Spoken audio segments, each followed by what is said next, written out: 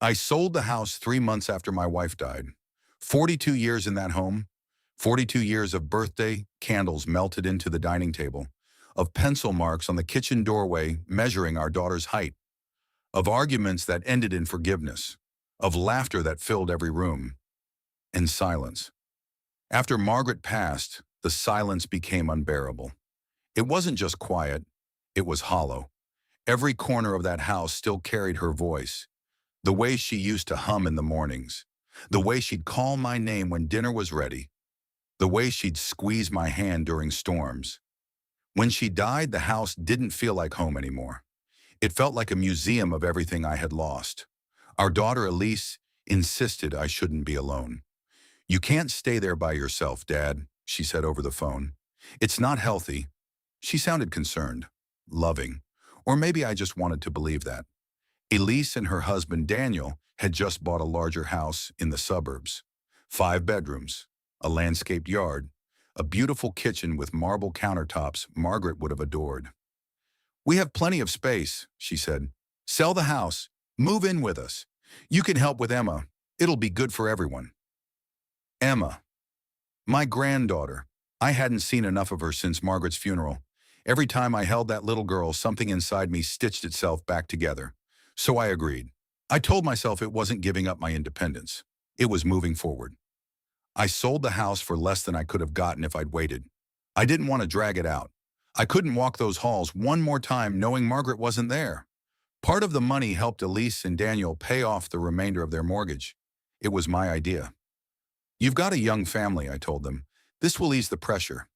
Daniel shook my hand firmly. "We appreciate it, sir. Really." Elise hugged me tightly that day. For a moment, I felt needed. For a moment, I felt like I still had purpose. The first week in their house felt almost warm. Emma ran to me every morning, her tiny feet slapping against the hardwood floors. "Grandpa! Grandpa!" She liked when I made her scrambled eggs shaped like little hearts. She liked when I read her the same bedtime story 3 times in a row. Elise would watch us from the kitchen sometimes, a faint smile on her face. "You're good with her," she said once. "I had practice," I replied softly. She looked away at that. Daniel was polite, respectful, distant. He called me sir. He avoided eye contact longer than necessary. He always seemed mildly uncomfortable when I entered a room. I told myself I was imagining it. After all, I was the guest, even if I had paid for half the house. It began with small things. The TV remote disappearing from the living room when I was watching the news, the thermostat being lowered after I raised it 1 degree, the subtle sigh when I left my coffee mug in the sink. Nothing dramatic, nothing loud, just reminders.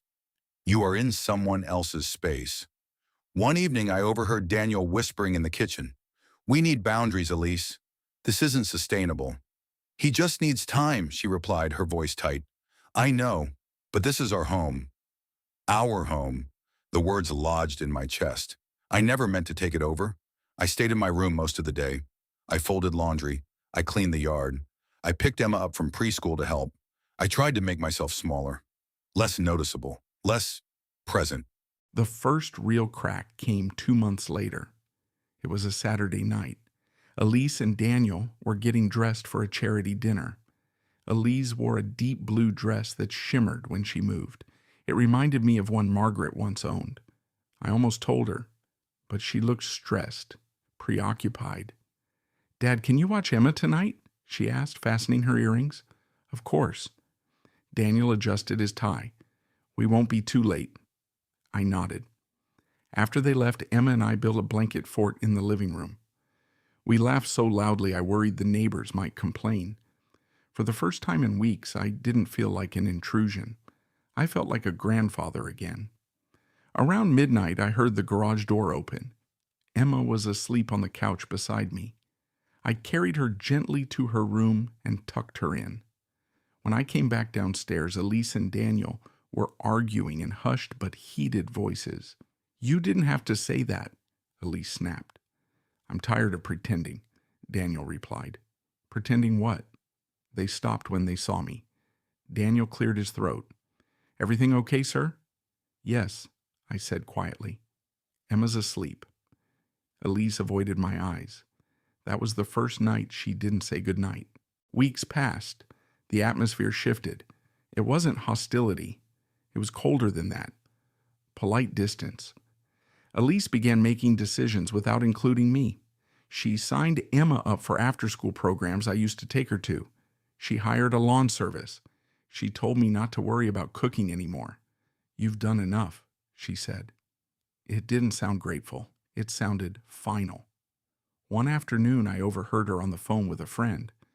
I feel like I lost my space," she said. "It's like I'm 16 again." I froze in the hallway, lost her space. I had sold my entire life, and she felt crowded. The moment everything changed happened on an ordinary Tuesday. Emma had drawn a picture at school, 3 stick figures holding hands. She ran inside, waving it excitedly. "Look, Mommy, it's us." Elise smiled. "That's beautiful," Emma pointed. "That's you, that's Daddy, and that's Grandpa."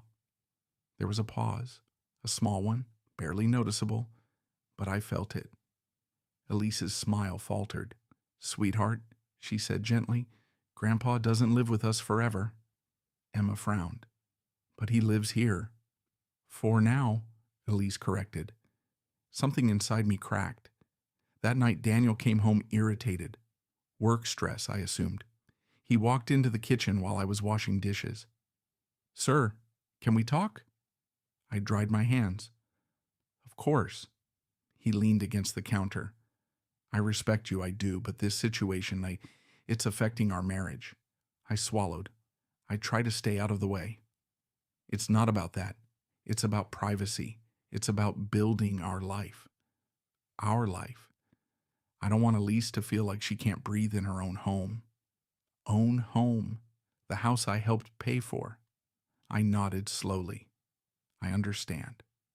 He seemed relieved, but understanding doesn't mean it doesn't hurt. The breaking point came 2 weeks later. It was dinner. Nothing fancy, just pasta. Elise was quiet the entire meal. Daniel kept checking his phone. Emma was the only one talking. Halfway through dinner, Elise put down her fork. "Dad, we need to discuss something." My heart started pounding. Daniel didn't look at me. Elise inhaled sharply. "This arrangement, it's not working." Silence. "I thought it would be easier," she continued, "but it's been difficult." "Difficult," I repeated softly. "I feel like I'm constantly hosting, like I can't fully relax in my own house." I stared at my plate. Daniel added, "It's just not sustainable long term." Long term. I had nowhere else. I sold the house. I used the money to help them. "You asked me to move in," I said carefully. "We didn't think it through," Elise replied, her voice tight. Emma looked between us, confused. I stood up slowly. "If you'd like me to leave, just say it plainly." Elise hesitated, and that hesitation told me everything. Daniel spoke instead. "We think it would be best if you found your own place." There it was, clean, clinical, best. I nodded once. "When?" "As soon as possible," Elise said, barely above a whisper. I looked at her, really looked at her. This was the little girl who used to crawl into our bed after nightmares. The teenager who cried when her first boyfriend broke her heart. The woman I walked down the aisle, and now she couldn't look me in the eye. I went to my room that night and cried quietly into Margaret's old sweater. I didn't want Emma to hear.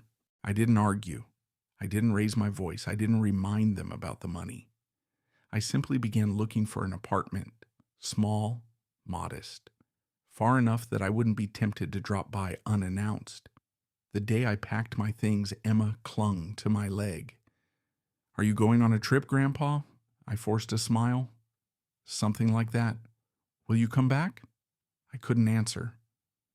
Elise stood in the doorway, arms folded. Guilt flickered across her face, but she said nothing. When I loaded the last box into my car, Daniel extended his hand. "Thank you for understanding." I shook it. I always do.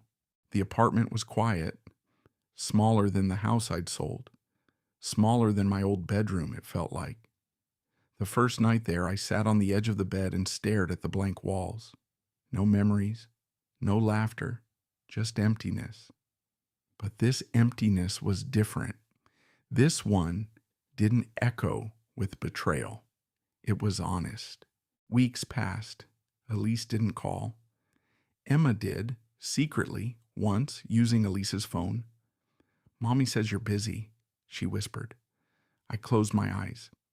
"I'm never too busy for you." But the call stopped after that. Then one afternoon I received a letter. It was from the bank. A notice regarding the trust Margaret and I had created years ago. I had named Elise as the primary beneficiary. Everything. The remaining savings, the investments, the small rental property we still owned. I stared at the paperwork for a long time. Then I made an appointment. Not out of anger, not out of revenge, out of clarity. I met with the lawyer the following Tuesday. "I'd like to make some changes," I said calmly. He adjusted his glasses. Of course, I removed Elise as the sole beneficiary. I created a college fund for Emma instead. Locked until she turned 21, I donated a portion to a local hospice in Margaret's name. And the rental property? I left it to a community housing program. Elise would receive something, but not everything. Not the life cushion she expected, not the inheritance she had quietly counted on. I signed the papers with steady hands. It didn't feel vindictive. It felt necessary. Months later, I was diagnosed with a heart condition. Nothing immediate, but serious. I didn't tell Elise right away. What would be the point? She had her space back, her privacy, her life. One evening, my phone rang. It was her. "Dad, I got a call from the lawyer." I said nothing. "You changed the will?" "Yes." Her breathing grew uneven. "Why?" I could have said many things. I could have mentioned the dinner, the words "own home," the way she hesitated. Instead, I said, "Because I realized something important." "What?"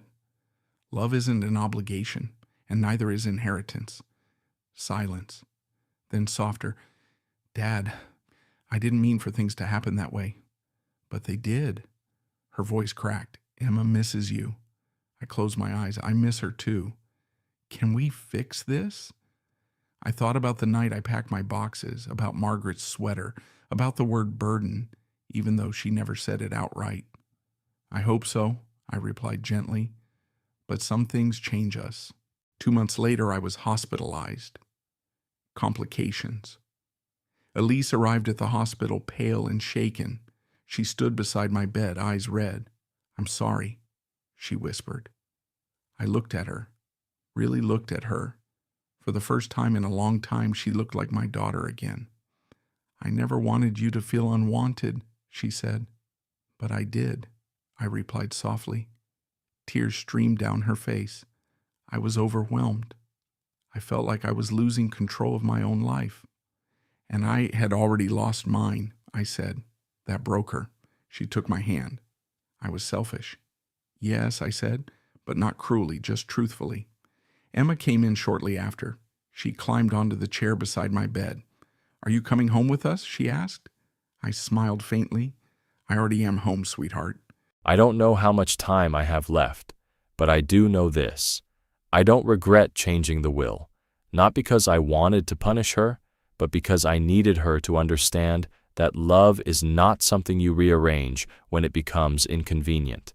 You don't downsize your parents the way you redecorate a room. You don't ask them to shrink so you can expand. Elise visits often now.